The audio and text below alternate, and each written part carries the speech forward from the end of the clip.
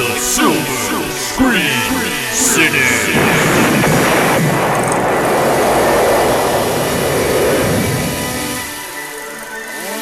All right, welcome back to the show. This is Jared. And I'm Michael.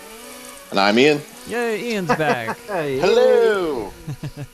And today's episode, what are we doing, fellas? Well, we are going to be talking about the worst music in movies. Yay! We originally started with the worst licensed music, and that got really hard. So we switched it up and just did worst music. It's not like orchestral or any kind of soundtrack. Or any kind of instrumental. It's just basically a band or a group singing a song. Yeah, I mean, really, the only difference between the original way we were going to do it and the way we're doing it now is that it's original songs included, and licensed music. So There you that's go. what you'll see. Yay! Or hear. Yeah. So, without further ado, let's get this show on the road. We're each going to do 3, and we might even have a little bonus at the end. I think Ian's got an extra one that is kind of atrocious. Mm-hmm. Yeah, it's pretty bad. All right. I'm going to get us started, and my first one, I picked the movie Pan and Nirvana's Smells Like Teen Spirit. And What? yeah, it sounds weird saying it, and I'm kind of confusing myself saying that sentence, but yes, Smells Like Teen Spirit is in the movie Pan, the latest Peter Pan movie, and it's like the most confusing thing I've ever seen. It's okay. Let's set it up a little bit. Peter Pan he's captured and he's being ushered in to meet Blackbeard the pirate. It's not Captain Hook. It's Blackbeard. And played Red flag right there. Yeah, Red played flag. by Hugh Jackman. And he's escorted by Captain Hook, which is really weird. Captain Hook's like a young man, and I don't know. Ugh. Anyways, it's just the premise is just bizarre to begin with. And while he's waiting for Blackbeard to come out, all of his crew, they start singing the verses to "Smells Like Teen Spirit," and it's like, wait, what? Are you serious? And then it cuts to like the little kids who are like slaves. It cuts to them, and they start singing along too. And then Hugh Jackman comes out, and he's lazily singing along like, and eventually he jumps out onto the rails of his ship and then just starts going out. Like, oh my goodness, you've got to be kidding me. You should YouTube it. YouTube Pan Smells Like Teen Spirit, and you will be amazed. Yeah. So Jared showed the clip of Pan to me. I've never seen the movie Pan. I thought from the get-go, I was like, I do not want to see a origin story of Peter Pan. Yeah. And first of all, commenting on Hugh Jackman and Blackbeard, not Captain Hook. He looks like Edgar Allan Poe meets a conquistador. He looks ridiculous. Nothing like a pirate. Even if it's in a fantasy land, it just looks ridiculous. Mm-hmm. And to see him come out and start singing this, it is so cringeful. It is so embarrassing. Mm-hmm. It is so embarrassing to music. It is just like the same reason why I don't watch or I can't stand the show Glee. That sort of feeling, just like that cringeful sort of, oh, I'm so embarrassed.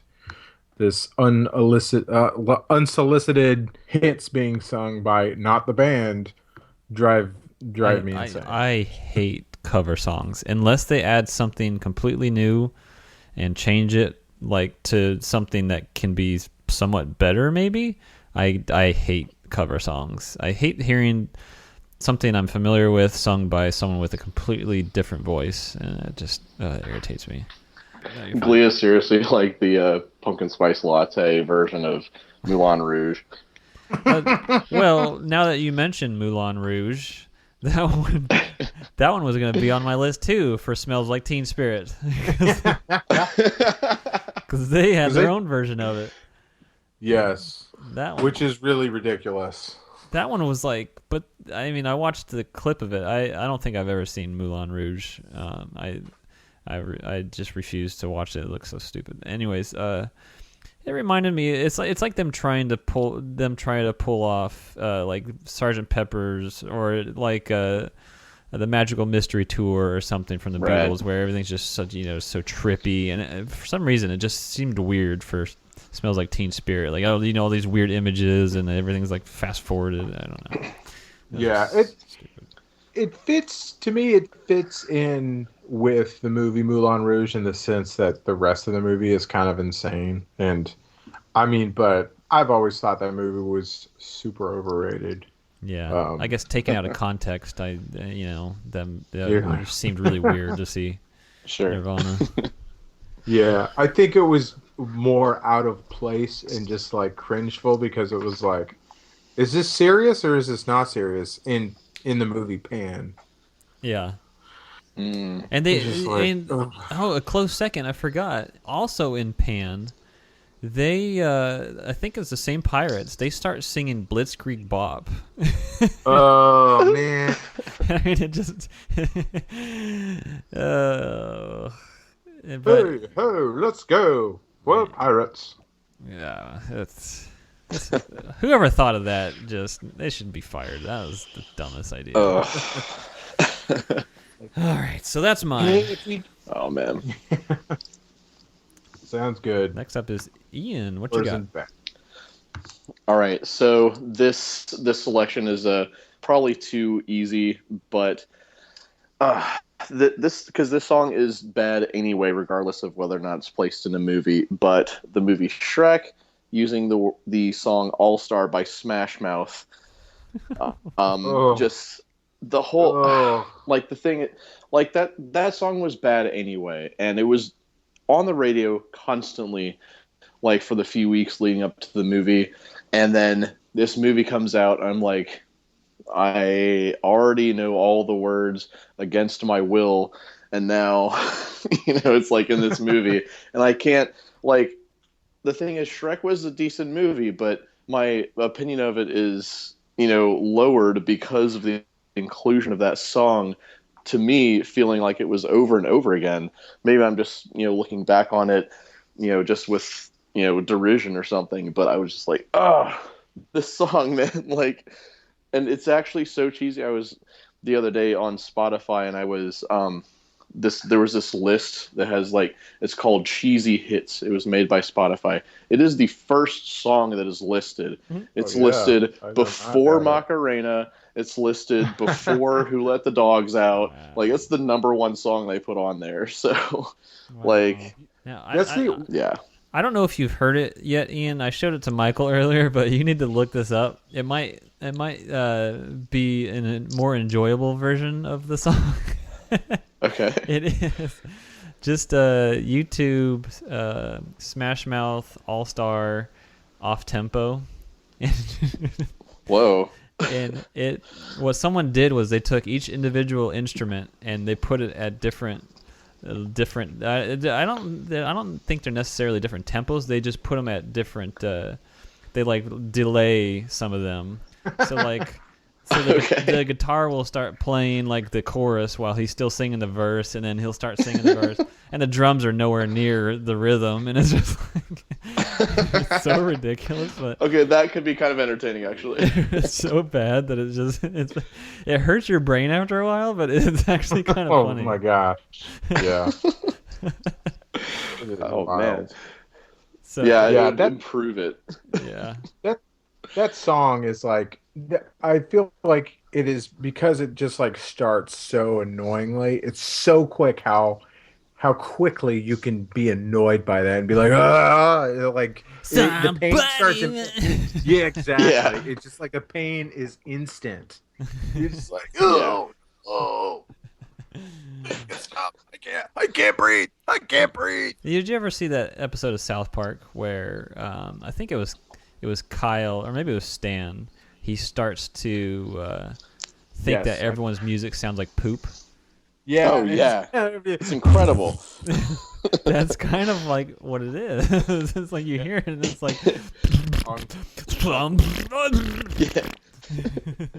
Yeah, it's Jimbo. We got coming right up, and he's going to be playing live at the amphitheater. Yeah, pretty much. Yeah, that's the essence of that song is just poop. Pretty much. All right, moving on. So my first pick, our third pick, I picked. This was the first song that came to mind when we were thinking worst licensed music to be put into a movie. And this was Hallelujah, the original, by Leonard Cohen in the Water. So, this movie to me wasn't great. It was meh. It was okay. And I felt like it had pride in its soundtrack. It was like, oh, we're going to have like Bob Dylan, The Times Are Changing, which was actually pretty good for that. Mm-hmm. But there is this love-making scene between the two of the main antagonists, and they start playing Hallelujah. Not like the Jeff Buckley or the Rufus Wright, the good covers, the good ones that has been in Shrek and all sorts of like movies and TV that are really pretty good songs. No, the original one, which is practically half spoken word by this like baritone deep, just like he's singing it very lazily. Yeah, he's just like, I knew a boy who pleased the Lord. And it's just like, and meanwhile it's a super awkward scene because it's like a sex scene, and you're like, it seemed to last like 10 minutes too. Oh my gosh, I remember seeing the movie. In fact, Ian, I was with you when we saw this. I was with you. I think we had this conversation. Super uncomfortable. Already. Yeah. We saw it like the night it opened. Yeah, that's right. And you lent me Watchmen the book, the comic graphic novel. Sorry. And I blazed through that, and I was like super pumped. I was like, wow, this is really good. And then we went to the movie. I handed you the graphic novel back, and I was like, the book was better. Yeah. Oh man, that was so awkward. I know. It was pretty bad for me because I went to the movie alone, and here I am, just sitting by myself with a bunch of nerds around me. And then this scene comes on, and I'm just like, I don't know what to do. Usually if someone's there with you, you can kind of like riff on it or laugh it off. Yeah. Yeah, but I was stuck there just by myself, like uncomfortable. Like, what do I do? Who do I look to? This awful lounge singer, like singing a song that has nothing to do, no topic matter that has anything to do with what's going on. It's like, it makes you feel dirty listening to it. Yeah. I mean, it would have been more appropriate if it was like, oh yeah, let's get it on. Yeah. Everybody come on. Sure.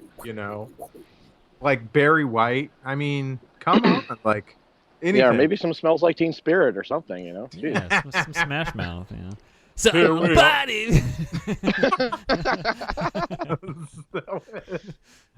Awesome. Somebody was to... That would have been good. So yeah, I wish they'd done that now. Yeah. I don't have any editing skills with videos, so I can't do it. Power of YouTube, everybody. I'll put the exactly. I'll put the off-tempo version over it. Yeah. All right. So moving on, Jared. I believe it's your turn again. All right. Now I know many people who absolutely adore this soundtrack, and I've always been the one that didn't like it as soon as I heard it, but I know it's a darling in the film goers. The soundtrack is Juno. Oh no, I'm attacking Juno. Oh no, you didn't. The song is there's plenty of songs on there that could have been here, but I picked Tire Swing by Kimya Dawson. And for one thing, I can't stand Kimya Dawson. But Tire Swing, okay. For one thing, it sounds like it's written by a child. and it sounds like it's sung by a child. The subject matter is. This is one thing I can't stand in songs. If someone writes a song that's like personally talking about people that nobody knows who they are, but like naming them first and last name, and like, oh, I went to the store with Jim Bob Duggar, and it's like, okay, we don't know who that is, so who cares that you're singing about him? And that's the whole song. That's the whole point of the song, is her talking about guys in her life or something, and their little personal stories, them going and doing whatever. But it's sung like a little girl. You look up Kimya Dawson, and she's like a big ugly girl. She's not a kid. So why is she writing music? I don't. Maybe she's some kind of shut-in or something. I don't know. But all of her songs in the soundtrack were like this, and I'm made out of glue. There you go. It's like, whatever you say sticks back to you. That's literally lyrics from one of our songs. Mm-hmm. It's yeah, like I remember having a conversation about this with Jared one time. Like, oh, like, did you see Juno? It was okay. And Jared was like, like, well, he brought up the point of it, like the music was just like, why is it sound so childish? And I was like, yeah, that's a good point. I've always thought of that since then. Just like seeing the movie is just like, why is all the music so just like do do do do do do do do do? I'm a 3-year-old and I wrote a song with my tambourine. Yeah, like pretty much. Yeah, it's very just kind of like roll your eyes. It's like a break. Yeah, and everybody loves it though, and not everybody, but a lot of people do like it because of that, and it gives it kind of like an innocence to it. But it's super indie. It's very so hot indie. Right, this is like indie times 10. It's like it's super ironic that our music is terrible, right? Oh, it's so raw and real. It's like, no, it's crap. Oh man, that's my pick. Yes, good choice. Good choice. Thank you. So good. All right, Ian, it's back to you. Alrighty, so this one, it's just so cheesy. It's just a classic that I know we all liked as kids. This movie. But Space Jam, when they had "Y'all ready for this?" Just like it's played at every sports arena. It's like during every game, and like I feel like now it has been co-opted by corporations. Like if they're trying to have like motivational, conferences, like it's like, all right, let's up our synergy. Is everyone pumped up? All right, Salesman of the Year, here he comes, John Miller. You all ready for this? Exactly. Like it's like so over the top. It's like Jock Jam #1, like track 1, volume 1. Yeah, exactly. And the thing is, like, that song, I feel like everyone knows what it is, but no one, well, I don't know if you guys, nobody knows who actually wrote the song or what the actual song title is. I actually had to look it up. It's not idea. Called "Y'all Ready for This." Like, I didn't know that. It's called Everybody Dance Now? It's called "Get Ready for This" by some group called Two Unlimited. And they're Dutch, like what? What? This is getting better and better. Get ready for this. Like you said, get ready for this. Yeah. Everybody, get on the dance floor and dance at this moment. Get on the dance floor. Yeah. Exactly. Put on your wooden shoes. I'm Michael Jordan. That reminds me of like little kids like dancing during the like everybody get up and dance like at like a sports event. Right. Like, right. The camera. Oh, there's a camera wave. Raise the roof. It's like yeah. And then put it in full length feature film is in a way it was perfect for it in a way. Yeah. And then they used it in other stuff too. Like I think they had it in Air Bud and some other stuff. Probably Mighty Ducks at some point. Yeah. But yeah, I was reminded just talking about it being used for like corporate reasons, right? Oh yeah. Do you remember That scene in Parks and Rec when they're trying to do that conference or that little speech out on the ice in the ice rink. Do you remember that? Yeah. And they keep playing "Get on Your Feet." They keep falling down, and they have to restart the song over and over again. Just imagining that in the same setting. Oh, it was just. Oh my god. Oh, it was on Happy Gilmore. That's what I really remember it from. Oh yeah. It was just awful. Another great pick. Yeah, very good. Oh man. So my next pick is a little ditty called I'm not one that Jared's gonna talk about later. That's different. A little ditty. It's like, what are you doing? A little song called "Take a Look Around," and some of you might not know what that song is. Well, I'll tell you what it is. It's from Mission Impossible 2, the best one of all the Mission Impossibles. The most dove-filled one. The most dope one. And basically, it is a song by none other than the legendary Limp Bizkit, y'all. Oh, snap. So for this movie, they thought it'd be super cool to get Limp Bizkit because they're so hot right now. Then, to take the famous, beloved, like Mission Impossible like theme, the main hook, the tune of Mission Hospital, Mission Hospital. They took the tune from Mission and they took it and they made it like a riff in the beginning of their song, and it was like, okay, it's like on guitar now, and all of a sudden you have Fred Durst coming in, doing his raps, doing his rhymes, and it is awesomely horrific. It is so bad and it's so embarrassing, and it is the most dated thing I've ever heard. And it's like remembering that time way back then in 1999 when people were bleaching their hair and wearing chain necklaces and wearing JNCO, doing it all for the nookie. Yeah, it was just JNCOs. Oh my gosh. I never wore a pair, thank goodness.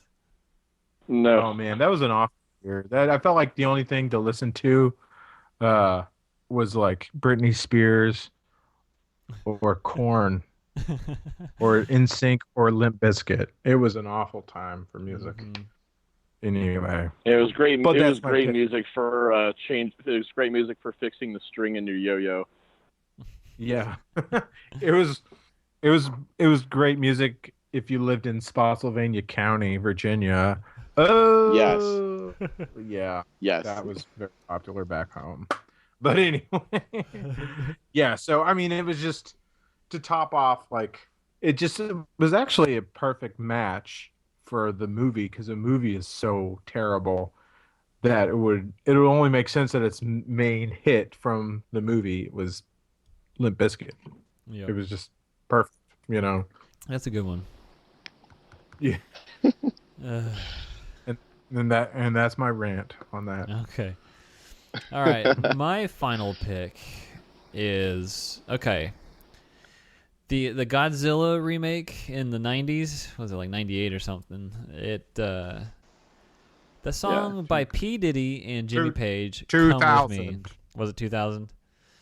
Come 2000. With Me by P. Diddy. Padiddle. Padiddy. And Jimmy Page. Okay.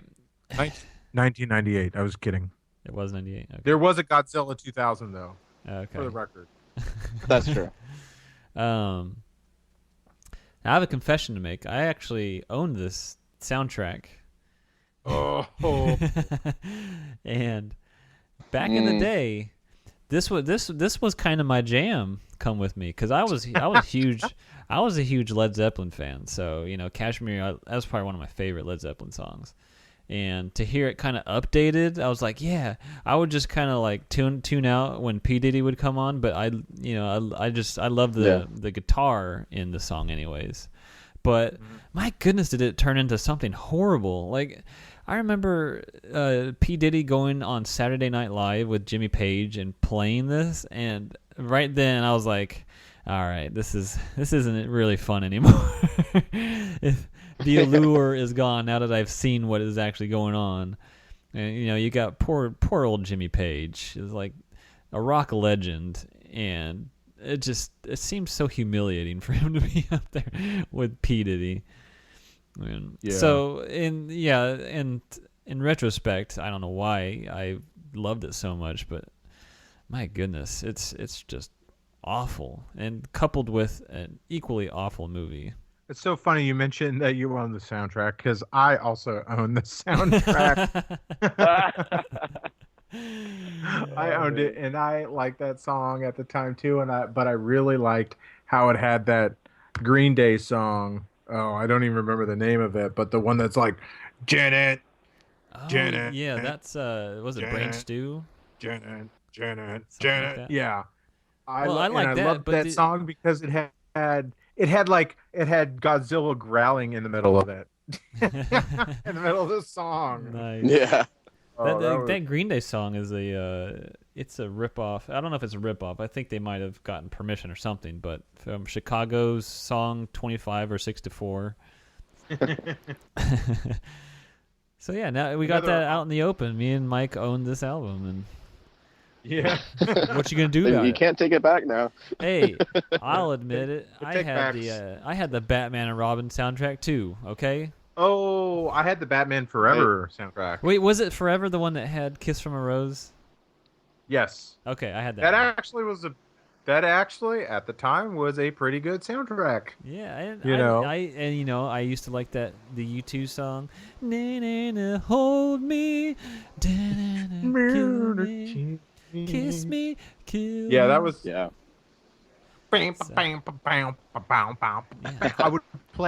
I would play that soundtrack and play with my action figures and pretend like that was the soundtrack to the movie in my head that I was acting out.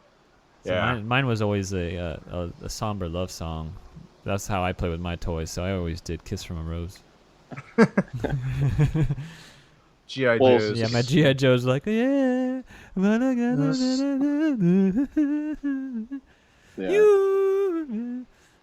remember the lyrics. Keep that song in mind, because that's going to come back in a couple minutes. You watch. Yeah, go ahead. Are we? Actually, full circle. I think didn't Batman and Robin, there was this Smashing Pumpkins song on there called "The End Is the Beginning Is the End" that they used for the Watchmen trailer. Yeah, and that was like part of what made me want to see trailer and want to see Watchmen in the first place. Yeah, that was a good trailer. Watchmen had a great trailer. That trailer was like 20 times better than the actual movie was. Oh yeah. Yeah. The song from Batman and Robin, I might mix the two names up, but you'll get the point. The song from Smashing Pumpkins was "The Begin is the Ending is the Beginning." No. I'm serious. Yeah, they had two versions with different orders of the. Yeah, there was two songs. There was "The Beginning is the End is the Beginning," and then "The End is the Beginning is the End." And the second one is what they used for Watchmen. But the first one is what they used on MTV for the movie. Yeah. So you're like, when the preview for Watchmen came out, you're like, that was in Batman and Robin, but it like a more rock version. Yeah. Oh man. Interesting. Yes. Cool. That's mine. Wait, was that me? Good one. Was it? Yeah, that was you. Did we get that far off from mine? Yeah, we definitely tangented for sure. Yeah, that was all from Godzilla. Jeez. All right. Alrighty then. Yes. Ian's turn. All right, cool. So my final one is from Spider-Man, and I can't remember if they actually used it in the movie, but they definitely used it for advertising, and it was on the DVD when it came out. Oh yeah, okay. So the first Spider-Man with Tobey Maguire, the song "Hero" by Nickelback, and it was actually like we all have our own opinions about Nickelback. I'm not going to stay away. It's so bad. Yeah. Like, and the thing is, it's got. Okay, Look at this bar graph. Look at this foe. I mean, like, Nickelback is just high comedy anyway. But it was not just Nickelback. It was the main guy from Saliva. I had to look this up too. His name was Josie Scott.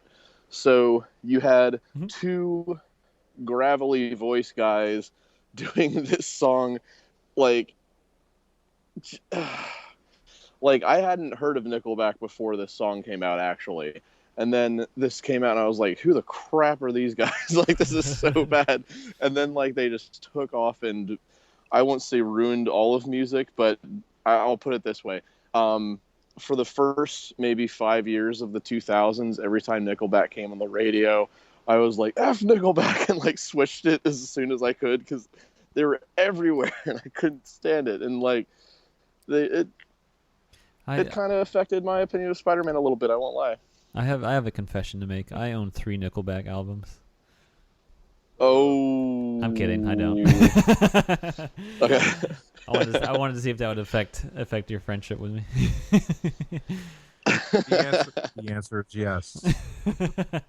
all of a sudden, call dropped. No, it will not end our friendship. Affect it maybe, but not end it. Yeah. I refuse. I haven't enjoyed a single Nickelback song. So Nickelback is to the point, like, it's so produced and everything. I forget what the video is called, but there's some video where there's like these 2 Nickelback songs, and you have to wear headphones to fully appreciate it. But they play one song in your left ear and another song in your right ear, and they play them both at the same time, and they're like each other's, like, they're in harmony with each other. Like, it's the same structure, the same everything. It's insane. Like, I heard that. It's just, it really was like it didn't sound like 2 different songs. It sounded like just, a song with, different components going on at the same time. The same song. Yeah, exactly. That's bizarre. They're just phoning it in or something. Oh yeah. Following the formula. Did you guys hear the story? I don't know if it's true or not. Bringing it full circle again. That's why I mentioned "Kiss from a Rose" by Seal. Did you hear? There might have been just a rumor. I don't know if it was real or not, but Seal would, like, the rumor was Seal was suing Nickelback because the song "Hero" was a complete rip-off of the song "Kiss from a Rose." Have you heard of that before? I never heard of that. No. Yeah, I've heard that. I'm not making it up. I mean, it's probably made up, but I didn't make it up. Like, just thinking about Nickelback, you can kind of hear. Now that your hero can save us. A kiss from a rose on the grave. It would not surprise me if they were seriously the Carlos Mencia of rock music. That's a good. They are the Carlos Mencia of rock music. Yep. 2 equally lame. Also, the Amy Schumer. She's. Did she steal stuff? That's. She's been rumored to steal. Yeah. Oh. Yep. From older, like, is in 90s, like, female comics. Yeah. Oh wow. That's what they say. Oof. But she's like, "Whatevs," and you're like, "Whatevs? You're a stealer." Yeah. She's like, "Whatevs? I got a shrunken Roseanne, face." Huh? She's Carlos Mencia in a blonde wig with a shrunken face.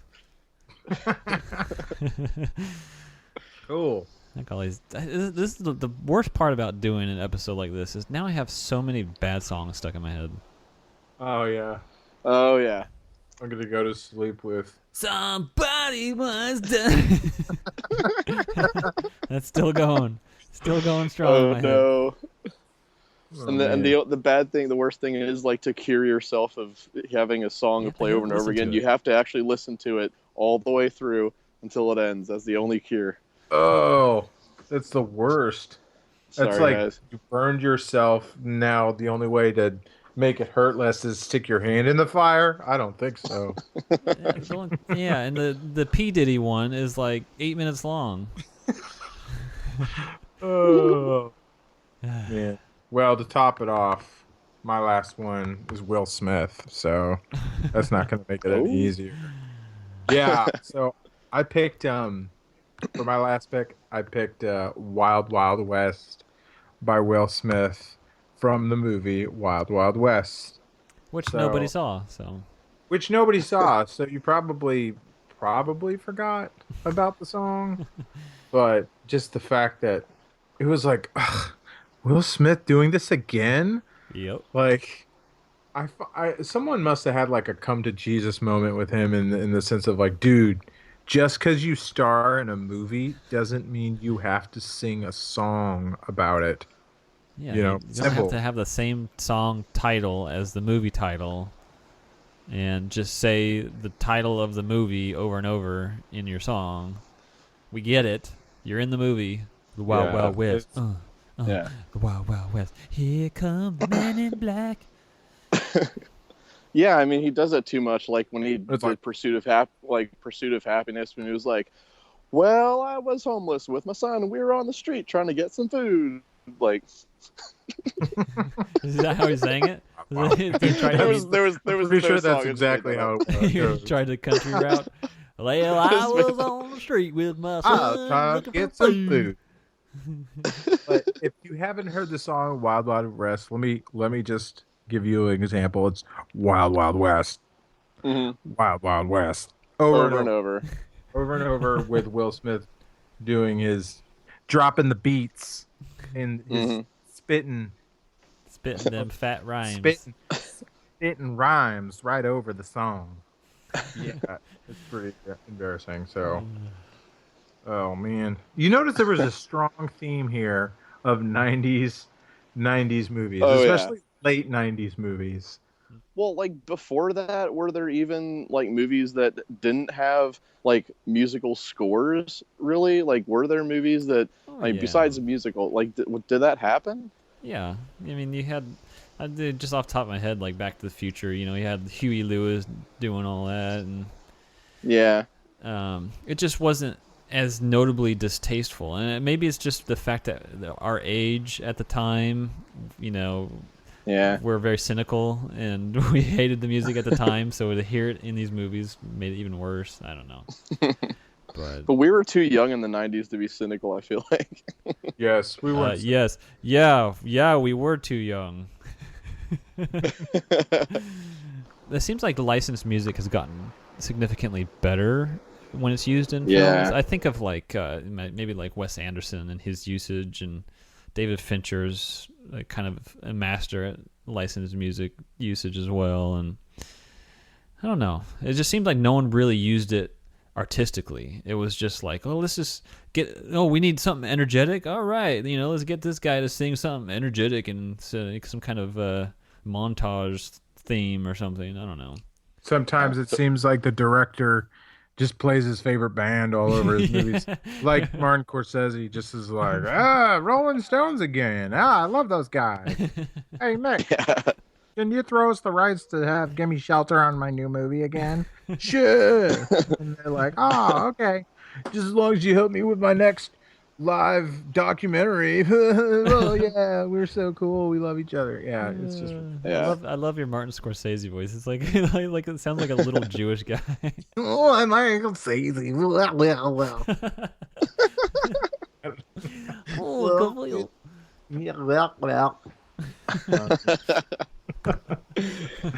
Oh man. Oh.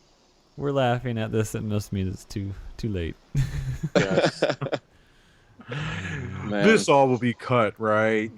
right. So that's our list, and pardon the tangents, but man, it deserved it. It was tough going through those memories. Yeah. And a lot of these songs we actually listened to before compiling this list, so that's we do the hard work for you guys. Yes, but if you want to go back and listen to all these songs, have at it. Yeah, I bet we have the one listener out there that's like, oh man, I love that song. I can't wait to listen to it. They're pausing it and then listening to the song and then unpausing it. They're making their own playlist right now to play on their headphones. This is my new jogging soundtrack. Sweet. Wild Wild West. Yeah. Well, all right. Well, thanks for listening, and I'm not sure what we're doing next week, but it'll be awesome, I'm sure. Thanks for joining us, Ian. Yeah. Good to have you back. Of course, it was a pleasure. And thanks, all right, we'll see you all next week. Goodbye. All right. Enjoy. Bye.